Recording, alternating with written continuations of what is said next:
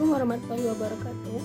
Berikut adalah data pengangguran di Indonesia pada tahun 2017 menurut Badan Pusat Statistik 2017. Tingkat pengangguran terbuka 2017 adalah 5,50% atau sekitar 192,8 juta jiwa.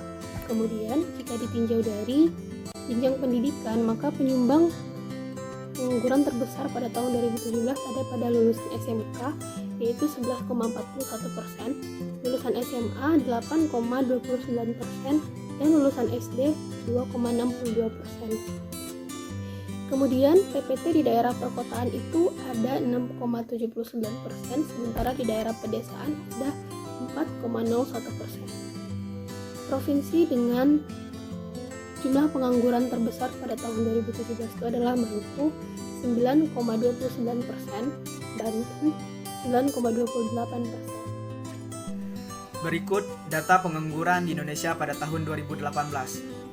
Menurut Badan Pusat Statistik, pengangguran di Indonesia pada tahun 2018 sebanyak 6,87 juta jiwa. Tingkat pengangguran terbuka atau TPT terbanyak berada di Jawa Barat dengan 8,16%, dan di posisi kedua ada Banten dengan 7,72%, dan di posisi ketiga ada Maluku dengan 7,38%. Persentase pengangguran terendah berada di Bali dengan 0,86%, dan di posisi kedua ada Sulawesi Barat dengan 2,45%, dan di posisi ketiga ada Bengkulu dengan 2,70%. Jika dilihat dari tingkat pendidikan, sekolah menengah kejuruan atau SMK menyumbang pengangguran terbanyak, yaitu 8,92%. Kondisi pengangguran Indonesia tahun 2019.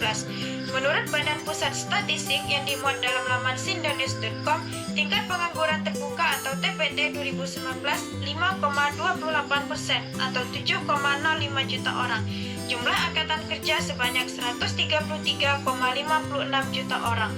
TPT paling tinggi lulusan SMK 10,42%. TPT paling tinggi kedua lulusan SMA 7,92%. TPT paling rendah lulusan SD 2,41%. Berikut 5 provinsi tingkat pengangguran tertinggi. Pertama, Banten 8,11%. Kedua, Jawa Barat 7,99%. Ketiga, Maluku 7,09%.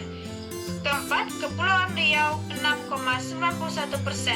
Dan yang terakhir, Papua Barat 6,24%. Sekian.